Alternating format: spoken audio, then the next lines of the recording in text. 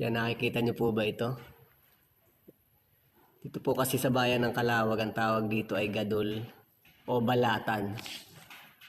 Sa ibang panig naman po ng bansa, tinatawag itong hanginan. Pero mas pamilyar po sa salitang balatan.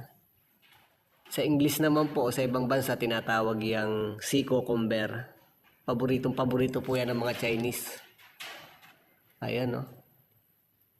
Ang lalaki nila. Paborito po yan ng mga Chinese kahit medyo mahal po ang halaga. Tinatawag nating sea cucumber. Ganyan po itsura niya. Parang bulati lang eh.